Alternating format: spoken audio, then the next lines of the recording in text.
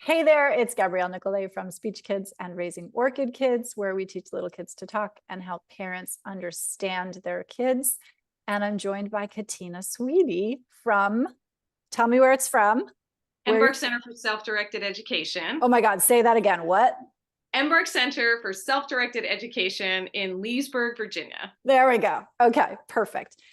And what is that and why should we care? So we are an alternative to traditional schooling where we believe that every child is inherently curious and excited about learning, and they can do so naturally in their own way. So we here at Embark, the adults, we are here to support them and encourage them, but get out of the way and hold back those invasive feelings of society that you have to do it a certain way and there's only one way to be and there's only one way to be successful and there's only one path.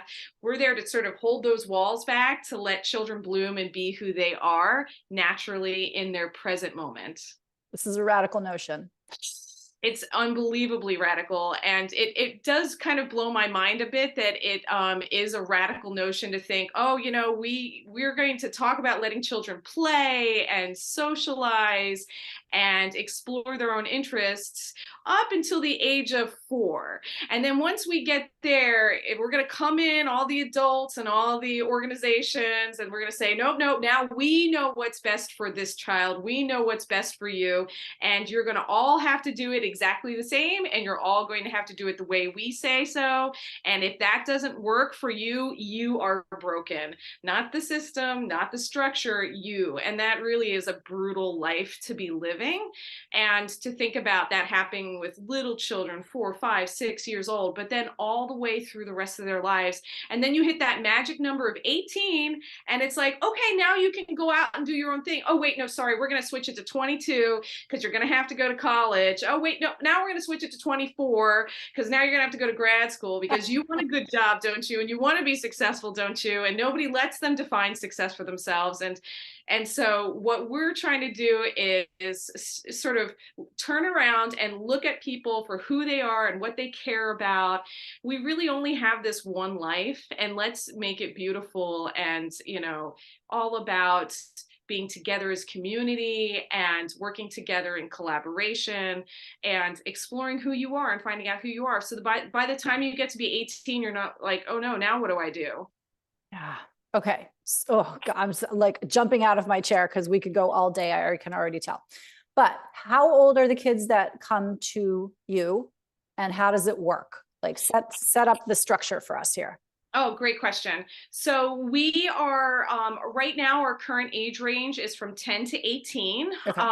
And we're working our way down to lower ages. We'd like to make Embark available for everybody, but we want everybody to have a good experience here. So what we've found is that people tend to cluster not just what they're interested in, but also by their developmental ages too. And that doesn't necessarily mean that all the 6-year-olds play together, just like in school, all the 6-year-olds are in first grade and all the 7-year-olds are in second grade.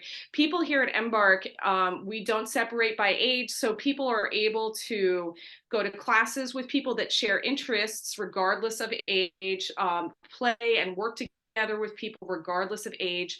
So we get a lot of kids that get to be role models. We get a lot of kids that get to look up to people and learn to be in a community based on what they care about and what they're interested in, but they also care about each other in different ways.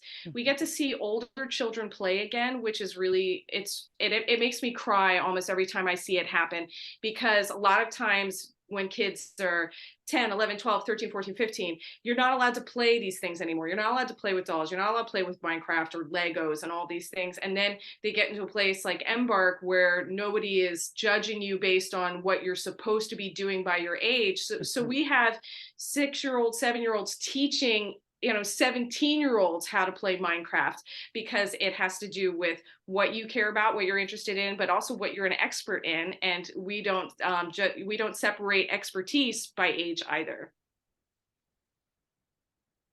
There's so much I want to say. Who is it? Let's start with the basics though. Who are the families who feel like they need to find you? Because here's the fact. Most kids do just fine, in air quotes, okay, fine, in public school. They are square pegs in square holes, or round pegs in round holes, whatever, they fit, right? Yes. They don't need, they will find outlets, they will adapt. Those are the dandelions. We talk about the dandelions a lot, and the orchids, right? Yeah. So the kids that you're talking about are most of them are orchids, yes? Yes, totally.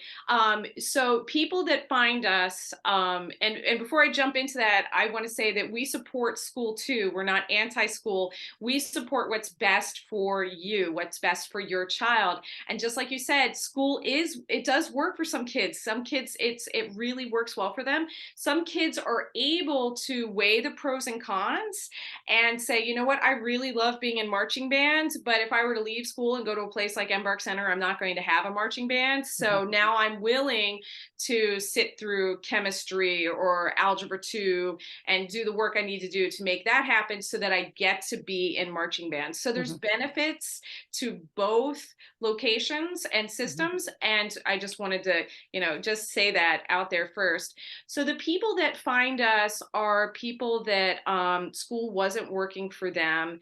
Mainly, we get all sorts of reasons. Bullying is a big one, unfortunately. People that were trying to advocate for themselves, and not just other students that they were fighting against, but sometimes teachers and staff and administration, which is, it's nothing, it's just a hard thing to talk about, but it's very hard to run a school system with thousands of people in it. And you've got one person saying, hey, over here, these are my needs, and we have to meet my needs. And they're like, well, I've got 36 other kids in this class. I can't do that right I now. want to pause here for a second, though, Sure. and we could do a whole 2 hours more on bullying. And at least in the lower grades, preschool, kindergarten, first grade, where adults still have a lot of sway, adults are setting the tone for what behavior is and is not tolerated. This is like me lecturing the public here, okay? So listen up, parents.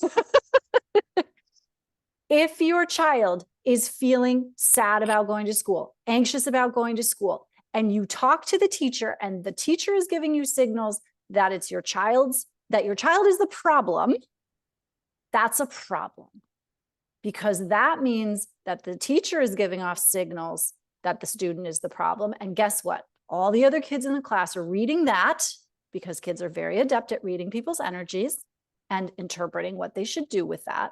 And that is a terrible, terrible place to be, because and which results in what you're talking about, which is, I tried to advocate for myself, I tried to get my needs met, and I was met with pile-on of like badness.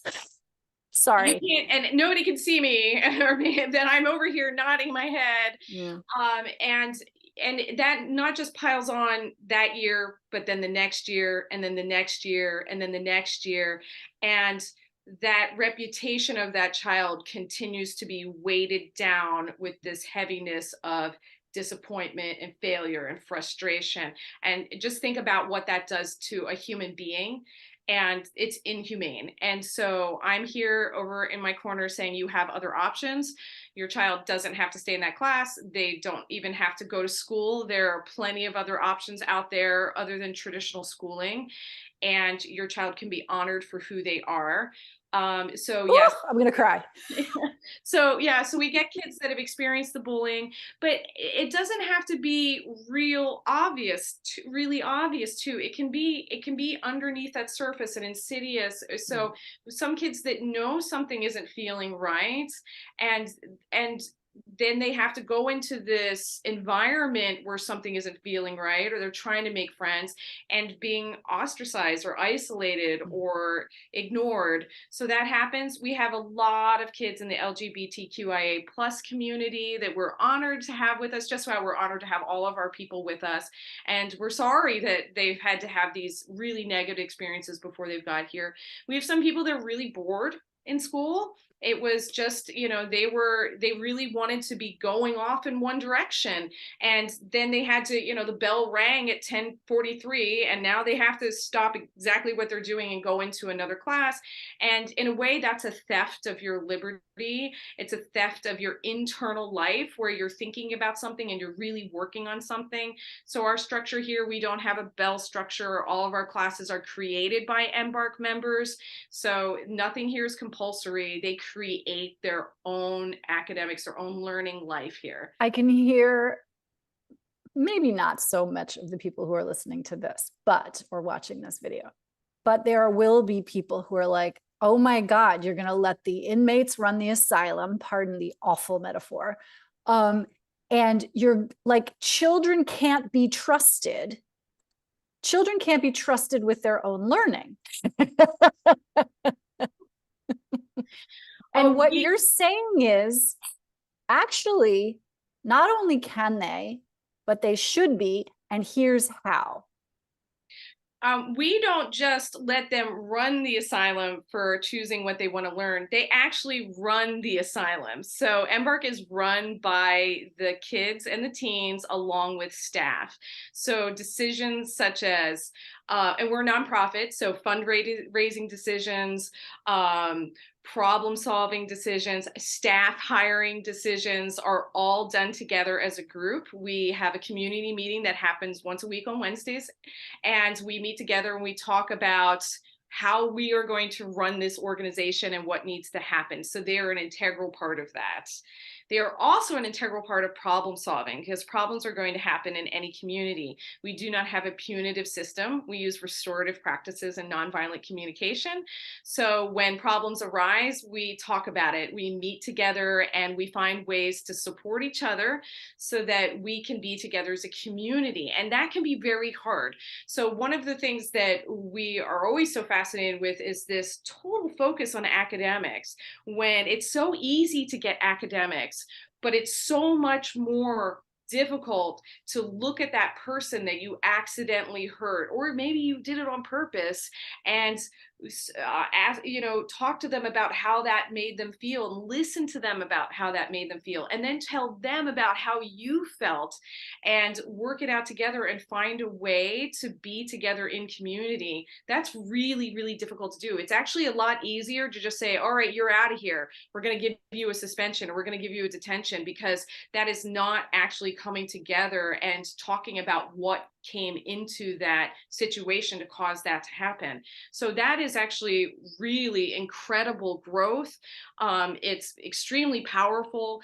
And over and over and over again, we see young people stepping up in a way that would blow adults' minds, only because they don't trust children to be able to do these things, because we were never trusted as adults to be able to do. Yes. Isn't that so interesting? Yeah, it pushes all of our buttons. It is. It really is. And I've spoken with people before when we talk about what they do or what we do here, and they'll say, wait, you let a 6-year-old make a decision about, like one of our classics that comes up a lot in community meeting is toilet bowl etiquette. Like, all right, everybody, somebody is enthusiastically using the bathroom, and then I went in there and that was not what I wanted to experience. How are we going to solve this problem? And people are like, so you're telling me an 8-year-old has solutions to these problems? And I'm like, yes, because they have to use that bathroom too. And so, sure, I have 47 years of life experience, right? But my 47 years is a lot different than somebody else's 8 years of experience. So when we all come together as a community with all of our different years of experience together, we have really great ideas and really good problem solving ideas. Can you share about sort of what were some of the problem solves about the bathroom situation? The toilet bowl etiquette. Yeah. I love this but here's the thing. This is an example that transcends school, which is why I love it, right? Because we all have people in our homes, or have had in the past, who don't have the same toilet bowl etiquette that we would like them to have. So Continue. Yes. No, I always make a joke that I'm like, these are life skills, like college roommate skills, your first roommate skills. You're going to need to know this. We have a kitchen here. And Mhm. another one that comes up a lot is doing the dishes. Mhm. How are we going to take care of the dishes? Because the magic dish fairy isn't going to clean that dish that you left in the sink. So with the toilet bowl etiquette, some of the ideas that came up were putting up signs. We had somebody that was one of our younger members that had older brothers, and he said, well, I know why there's pee all over the seat. They're on their phones. So they're watching videos in there because that's what my brothers do. So we should probably have a sign up that says no phones in the bathroom. And then when they put up signs, they were funny signs and things like that.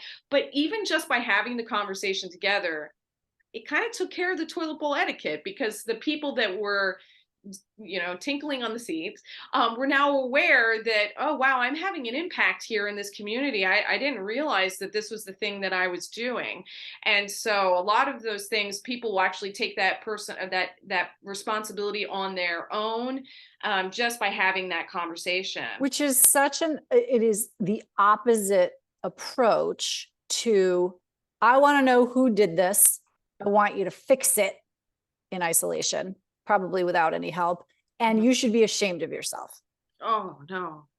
Right? Oh, and by the way, because that's regular discipline, that's what we've all been acculturated to. Yeah.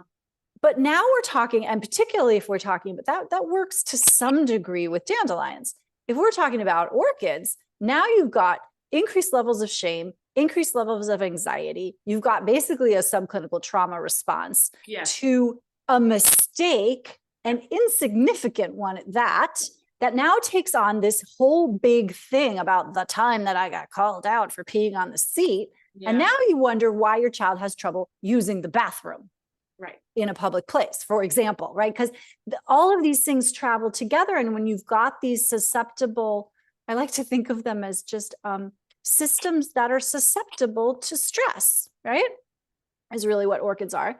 And so they have an outsized response to any kind of little life event. What you're doing here is just like being like, that's bullshit for everybody. Right. Nobody needs to be treated like that. No, and I even think about the dandelions too, because I wonder how many of them are masking that, and they're just pushing it down, pushing it down, pushing it down.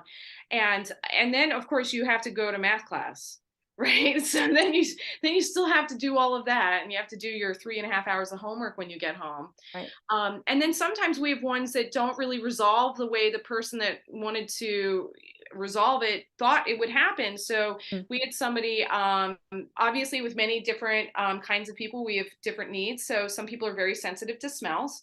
And so somebody wrote up on the board, smelly BO, and they wanted to talk about body odor. And so when they got in there, they started to talk about it in a way that was less critical or than the way they wrote it, and were trying very hard to be polite, but the discussion went in this direction that was really reflective. It was, okay, well, people need to shower more, but what if they don't have access to a shower? What if they don't have access to a washing machine? What if they they obviously don't know, but is this something I can tell somebody, or how do I tell somebody, or do I even tell somebody? And then it turned into is there a place in the building that we can put a washing machine so people can come here and do their laundry and they don't have to feel like, or what if they can't do their laundry, and we have a shower here that nobody uses, we use it for storage, but maybe we should get that shower going, so maybe people, if they need to take a shower, can take a shower here. Or maybe I can just, since I'm the one that's really sensitive to it, I can just go into a different room, or we have air filters and I can maybe get the air filter going. And it turned into that person coming into the situation saying, these people need to fix it, saying, okay, wait, what do I need to do to adapt and adjust? Because maybe they can't.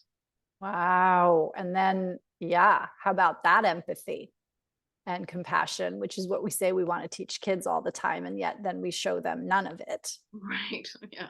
Right. Yeah. Oh my God. It's so good. Oh my God. We could sit here all day. I'm going to pin it there, but we're going to do this again. I definitely want to drill down on restorative justice practices. And I definitely want to drill down on the bullying question. and sort of self-advocacy at a Yeah. later date. So will you come back? Yes, absolutely. I would love to. Okay, perfect. If people want to know more about where this place is, this magical, mythical place, where should they go? So you can find us on the web at www.embarkcenter.org. We also are on Facebook at Embark Center, and we are on Instagram at Embark Center and Twitter, but we really don't go to Twitter anymore. We just do Instagram and Facebook. If you want to see pictures and just hear about events that we have coming up, we like to sponsor a lot of events for families to support their children more in creative ways outside of traditional schooling, but also peaceful parenting and supporting kids where they are. So yes, follow us on social media.